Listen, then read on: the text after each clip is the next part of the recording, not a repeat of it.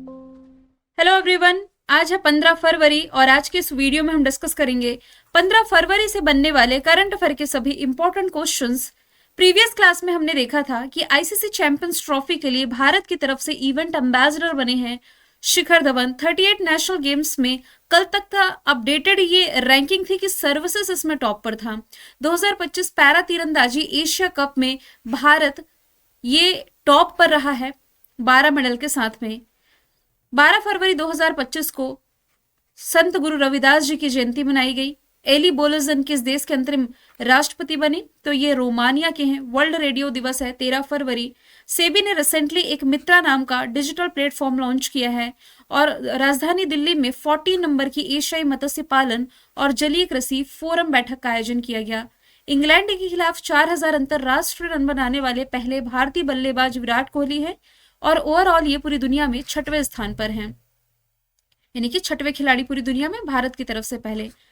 Russia की space agency Roscosmos के प्रमुख दमित्री बाकाबो बने हैं। ये सभी क्वेश्चंस हम कल की क्लास में पढ़ चुके हैं। शुरू करते हैं आज का हमारा पहला सवाल। अभी हाल ही में किस देश के शोधकर्ताओं के द्वारा मानव मस्तिष्क में उन तंत्रों की, उन मैकेनिज्म की खोज की गई है जो कि दूसरों की भावनात्मकता की पहचान करने में मदद करते हैं, यानी कि दूसरे की फीलिंग्स को पहचानने में मदद करते हैं। तो इसकी खोज अभी हाल ही में इजराइल के शोधकर्ताओं के द्वारा की गई है।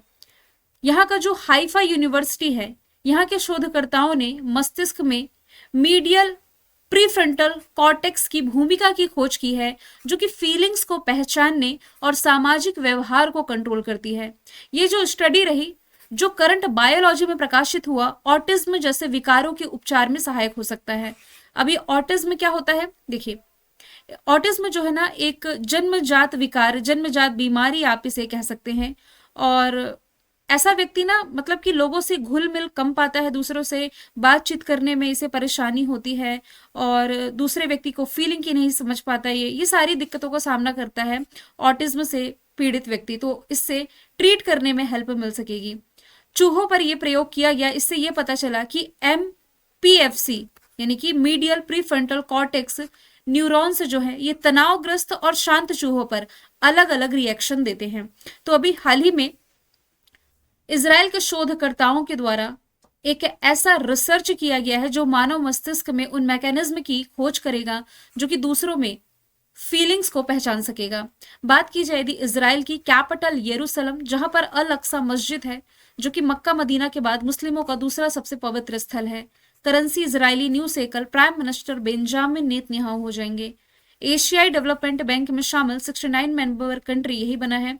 रिसेंटली निकारागुआ ने इजराइल के साथ अपने सभी राजनयिक संबंध तोड़ने की घोषणा करी है और अभी 1 जनवरी 2025 से इजराइल ने भारतीय यात्रियों के लिए ई वीजा प्रणाली की शुरुआत कर दी है। सवाल नंबर दूसरा है, अभी हाल ही में किस देश ने हाइब्रिड क्वांटम सुपर कंप्यूटर विकसित किया है? तो ये रिसेंटली विकसित किया गया है जापान के द्वारा। जापान के इंजीनियर्स ने रिमेक नाम का, अब देखिए नाम इंपॉर्टेंट है, रिमेई नाम का दुनिया का पहला हाइब्रिड क्वांटम सुपर कंप्यूटर विकसित किया है जिसे फुकागो सुपर कंप्यूटर में इंटीग्रेट किया गया है। अब आप समझ नहीं पा रहे होंगे कि ये फुकागो सुपर कंप्यूटर क्या है। मुझे ये नहीं पता कि आप कब से करंट अफेयर पढ़ रहे हैं, लेकिन ये जो न्यूज मैं आपको बता रही हूँ ना, ये लगभग 4-5 साल पहले लॉकडाउन के टाइम की है कि दुनिया का सबसे शक्तिशाली सुपर कंप्यूटर जो जापान ने विकसित किया था, इसका नाम फुकागो रखा था। हालांकि दुनिया में सबसे शक्तिशाली कंप्यूटरों की लिस्ट जारी की जाती है तो फिर ये नाम चेंज हो जाते हैं, किसी देश का कोई सुपर कंप्यूटर इसमें आगे आ जाता है। लेकिन 4-5 साल पहले एक फुकागो नाम का सुपर कंप्यूटर हमने पढ़ा था जो जापान के द्वारा डेवलप किया गया था। तो अब इसी जापान ने जब दुनिया का पहला हाइब्रिड क्वांटम सुपर कंप्यूटर बनाया है तो इसे इसी फुकागो सुपर कंप्यूटर में इंटीग्रेट कर दिया है। अब देखिए यहाँ पर लिखा हुआ है सुपर कंप्यूटर, यहाँ पर लिखा हुआ है क्वांटम सुपर कंप्यूटर। क्या फर्क है दोनों में? तो देखिए ये जो क्वांटम सुपर कंप्यूटर होते हैं ना, ये सुपर कंप्यूटर से भी ज्यादा तेजी से काम करते हैं, यही फर्क है। और क्वांटम कंप्यूटर में जो मेमोरी की मूल इकाई है ना, ये आप कह सकते हैं कि क्वांटम बिट या क्यूबिट में होती है, जो कि यहाँ पर लिखा हुआ है। तो ये जो देश नहीं, दुनिया का पहला हाइब्रिड क्वांटम सुपर कंप्यूटर है रिमेई, ये 20 क्यूबिट क्षमता वाला है। 20 क्यूबिट क्षमता वाला यह कंप्यूटर ट्रैप्ड आयन क्यूबिट्स का उपयोग करता है, जबकि अधिकांश quantum computer super conducting qubits पर आधारित होते हैं। तो ये जो है विकसित किया है जापान ने। जापान की capital Tokyo, currency yen. Nagaland में जो हॉर्नबिल फेस्टिवल मनाया गया, जापान को भागीदार देश घोषित किया गया था। शान तूफान के कारण यहाँ हाई अलर्ट जारी किया गया। जापान के साथ भारत ने ग्रीन अमोनिया एक्सपोर्ट के लिए समझौता किया। भारत जापान के बीच 2+2 वार्ता दिल्ली में हुई और विदेश मंत्री एस जयशंकर ने टोक्यो में गांधी जी की प्रतिमा का अनावरण किया। जापान ने उन्नत होलोग्राफी वाले नए बैंक नोट जारी किए। जापान में 1000 साल पुराना सोमिनसाई महोत्सव संपन्न हुआ। दुनिया का पहला 6G डिवाइस इसे ने लॉन्च किया और नए प्रधानमंत्री शिगेरू इसबा बने हैं। हाल ही में तुलसी गैबार्ड किस देश के ये खुफिया प्रमुख के रूप में नियुक्त की गई हैं? देखिए, तुलसी गैबार्ड जिनकी आप इमेज देख पा रहे हैं, ये एक प्रमुख हिंदू नेता हैं। अमेरिका में राष्ट्रपति डोनाल्ड ट्रंप के शपथ लेने के बाद, मतलब कि 47वें नंबर के राष्ट्रपति बने डोनाल्ड ट्रंप, और इन्हीं के द्वारा तुलसी गैबार्ड को खुफिया प्रमुख नियुक्त कर दिया गया है। सूसी विल्स को व्हाइट हाउस का नया chief of staff, Mike Waltz को अमेरिका का राष्ट्रीय सुरक्षा सलाहकार, स्वास्थ्य सचिव रॉबर्ट एफ कैनेडी जूनियर, रक्षा सचिव पीट हेगशेथ नई खुफिया निदेशक तुलसी गैबार्ड, वित्त मंत्री स्कॉट बेसेंट, कृषि मंत्री बुक रोलिंस और फेडरल ब्यूरो ऑफ इन्वेस्टिगेशन के प्रमुख काश पटेल, और यूके में राजदूत के रूप में वॉरेन स्टीफन्स की नियुक्ति और विदेश मंत्री मार्को रूबियो बने हैं। व्हाइट हाउस की एआई नीति का सलाहकार, ये भी भारत में जन्मे किसी व्यक्ति को बनाया गया है। इनका नाम क्या है? कमेंट बॉक्स में आप बताएंगे। सवाल नंबर 4 है, कौन से स्टेटाइन टेसोलस किस देश के नए राष्ट्रपति चुने गए हैं? तो ये भी हाल ही में यूरोपियन कंट्री ग्रीस के राष्ट्रपति चुन लिए गए हैं। ग्रीस की इमेज आप देख पा रहे हैं। ये मेडिटेरियन सी यानी कि भूमध्य सागर से सीमा साझा करता है। इसकी कैपिटल हो जाएगी एथेंस, करेंसी हो जाएगी यूरो। ये वही ग्रीस है जिसने कि अपने हाईएस्ट सिविल एंड ऑनर से प्राइम मिनिस्टर नरेंद्र मोदी जी को सम्मानित किया था।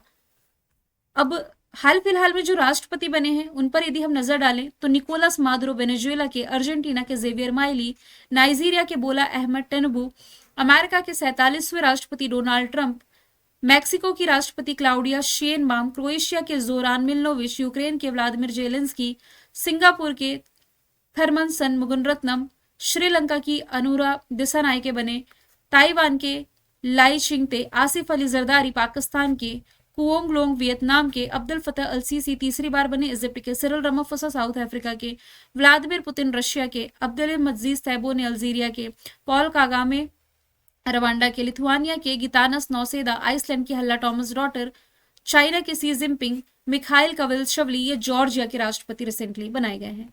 सवाल नंबर 5 है, हाल ही में सोहेल अख्तर भ्रष्टाचार के आरोपों में बैन होने वाली यानी कि प्रतिबंधित होने वाली किस देश की पहली महिला क्रिकेटर बनी? तो ये बिलोंग करती हैं बांग्लादेश से। ऑप्शन नंबर बी इसका राइट आंसर हो जाएगा। ये बांग्लादेश की महिला क्रिकेटर जिनका नाम है सोहेली अख्तर, ये आईसीसी के द्वारा भ्रष्टाचार के आरोप में प्रतिबंधित होने वाली पहली महिला क्रिकेटर बनी है। इनकी उम्र है 36 की उम्र में इन्हें 2023 महिला T20 वर्ल्ड कप के दौरान मैच फिक्सिंग का आरोप करने के दौरान दोषी पाया गया और कार्यवाही चल रही थी, जिसके चलते उन्हें 5 साल तक के लिए बैन किया गया है। बात की जाए आईसीसी की, international cricket council 1909 formation year, Dubai में हेडक्वार्टर, जय शाह प्रमुख हैं। जनवरी महीने के लिए प्लेयर ऑफ द मंथ चुने गए हैं वेस्ट इंडीज के जोमेल वॉरिकन और फीमेल कैटेगरी में ऑस्ट्रेलिया की Beth Mooney. ICC champions trophy जो कि यूएई और पाकिस्तान होस्ट करेगा, इसका ऑफिशियल सॉन्ग है जीतो बाजी खेल के। अंडर 19 महिला T20 एशिया कप जीता भारत ने। अर्शदीप सिंह ये है ICC men's T20 international cricketer of the year. Jasprit Bumrah है ICC men's test cricketer of the year. Diana एल्डूजी हैं आईसीसी हॉल ऑफ फेम में शामिल पहली भारतीय महिला खिलाड़ी। और देखिए T20 वर्ल्ड कप पुरुषों का विजेता भारत है, महिलाओं का विजेता न्यूजीलैंड है। आईसीसी भ्रष्टाचार निरोधक इकाई के अध्यक्ष सुमित धर्मवर्धने हैं। हाल ही में इसरो ने किस आईआईटी के साथ मिलकर के एक स्वदेशी सेमीकंडक्टर चिप विकसित किया है? तो इसके लिए इसरो ने हाथ मिलाया है आईआईटी मद्रास के साथ। ऑप्शन सी इसका राइट आंसर हो जाएगा। और एक संयुक्त रूप से स्वदेशी सेमीकंडक्टर चिप विकसित की जिसका नाम आईरिस है, IRIS, जो कि अंतरिक्ष आधारित अनुप्रयोगों के लिए इस्तेमाल की जाएगी। आप लोग कंफ्यूज नहीं होइएगा, एआई टीचर जो केरल की तिरुवनंतपुरम में लॉन्च की गई उसका भी नाम मैंने IRIS ही बताया था आप लोगों को। तो अभी ये जो स्वदेशी सेमीकंडक्टर चिप आईआईटी मद्रास और इसरो ने विकसित की है, इसे शक्ति प्रोसेसर बेस लाइन पर बनाया गया है। देखिए शक्ति भारत का पहला स्वदेशी माइक्रो प्रोसेसर है, इसे भी आईआईटी मद्रास के ही द्वारा डेवलप किया गया था। आईआईटी मद्रास के बहुत सारे करंट अफेयर मैंने आप लोगों को बता रखे हैं, चलिए इसका रिवीजन करते हैं।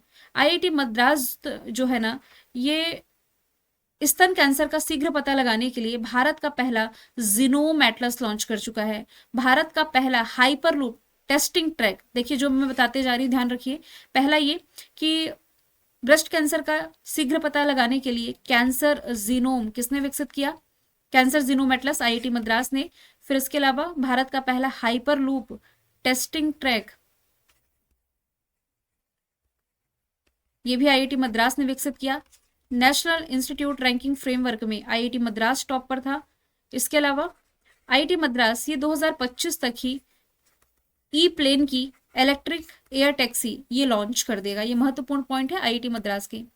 इसरो की बात की जाए, 1969 formation year, Bangalore Karnataka, headquarter V Narayan अध्यक्ष हैं। अभी ये जनवरी 2025 में ही बने हैं, इसलिए इनका नाम मोस्ट इंपॉर्टेंट है। हाल ही में किस देश में सबसे पुराना जुरासिक पक्षी जीवाश्म मिला है? तो ये पाया गया है चाइना में। चाइना वैज्ञानिकों ने पूर्वी चाइना की फुजियान प्रांत में लगभग 150 मिलियन वर्ष पुराना सबसे पुराना छोटी पूंछ वाला पक्षी जीवाश्म खोज लिया है।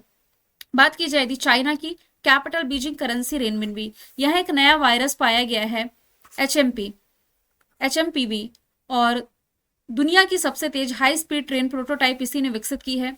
नया स्टील्थ फाइटर जेट G36 इसी ने लॉन्च किया। ब्रह्मपुत्र नदी पर यह दुनिया का सबसे बड़ा बांध बनाने जा रहा है $137 बिलियन के साथ। और यहाँ का मशहूर ब्रांड है शीन। भारत ने बैन लगाया था, 4 साल के बैन के बाद भारतीय बाजार में ये वापसी करने जा रहा है। मानव युक्त अंतरिक्ष मिशन सेंजो 19 इसी ने लॉन्च किया। पेरिस पैरालंपिक में 220 मेडल के साथ ये टॉप पर था। भारत ने कुल 29 मेडल जीते और भारत इसमें रहा था 18वें स्थान पर। दुनिया का सबसे तेज रोबोट इसी ने बनाया। दुनिया की पहली carbon fibre high speed train इसी ने बनाई। और यही के अंतरिक्ष यात्रियों ने सबसे लंबा एकल स्पेस वॉक का रिकॉर्ड बनाया है। हाल ही में मृदा स्वास्थ्य को बढ़ावा देने के लिए किस राज्य में हर खेत स्वस्थ खेत अभियान की शुरुआत की गई? तो इसकी शुरुआत रिसेंटली हरियाणा के द्वारा की गई है। और इसका उद्देश्य है अगले 3-4 वर्षों में हर एकड़ से मिट्टी के सैंपल कलेक्ट किए जाएं और मिट्टी के स्वास्थ्य को बढ़ावा देना, टिकाऊ खेती को मजबूत करना है। किसानों को इसके तहत मृदा स्वास्थ्य कार्ड मिलेंगे, जिससे कि जो मिट्टी की उर्वरता है और पोषक तत्वों का प्रबंधन है, फसलों की उत्पादकता, इसके बारे में सूचित निर्णय ले सकेंगे किसान। बात की जाए हरियाणा की कैपिटल चंडीगढ़, मुख्यमंत्री नायाब सैनी, राज्यपाल Bandaru Dattatreya, Sultanpur Kaleshwar 2 important national park हैं। यहाँ वर्ल्ड बैंक की सहायता से आर्टिफिशियल इंटेलिजेंस केंद्र स्थापित होने जा रहा है। अंतरराष्ट्रीय गीता महोत्सव, देश का पहला संविधान संग्रहालय, टीबी उन्मूलन कार्यक्रम 100 दिन का, पानीपत में बीमा सखी योजना, पूर्व मुख्यमंत्री ओम प्रकाश चौटाला जी का निधन और संजीवनी ऐप, ये रिसेंटली सभी हरियाणा ने ही लॉन्च किए। हाल ही में हिंदुस्तान एरोनॉटिक्स लिमिटेड ने HGT-36 ये जो जेट ट्रेनर था, इसका नाम बदल करके क्या किया है? तो इसका नया नाम हो जाएगा ययश। हिंदुस्तान एरोनॉटिक्स लिमिटेड, जिसका फॉर्मेशन ईयर 1946 बैंगलोर कर्नाटक में हेडक्वार्टर है, ये देश की 40 नंबर की महारत्न कंपनी है। इसी ने तुमकुरु कर्नाटक में दुनिया का, मतलब भारत में ही है तुमकुरु कर्नाटक, तो सबसे बड़ा हेलीकॉप्टर मैन्युफैक्चरिंग यूनिट स्थापित की थी। उद्घाटन प्राइम मिनिस्टर नरेंद्र मोदी जी ने किया था। देश का पहला रीयूजेबल लॉन्चिंग व्हीकल का नाम हो जाएगा पुष्पक। S-400 जिसे लेकर के भारत रशिया के बीच डील थी, इसका बदला हुआ नाम सुदर्शन है। और देश का पहला जो स्वदेशी वायु गुणवत्ता मॉनिटर है पवन चित्रा, ये लास्ट ईयर ही लॉन्च किया गया। कौन से बॉलीवुड अभिनेता है जो भी हाल ही में ऑडियो स्टोरी प्लेटफॉर्म वेलवेट के को फाउंडर बने हैं? तो ये रिसेंटली बन गए हैं बॉलीवुड अभिनेता पंकज त्रिपाठी। पंकज त्रिपाठी के अलावा और भी को फाउंडर हैं, जैसे कि विकास कुमार, अक्षय सक्सेना, वरद भटनागर, सारिफ खान, लेकिन जो बॉलीवुड अभिनेता इसके को फाउंडर बने हैं पंकज त्रिपाठी हो जाएंगे।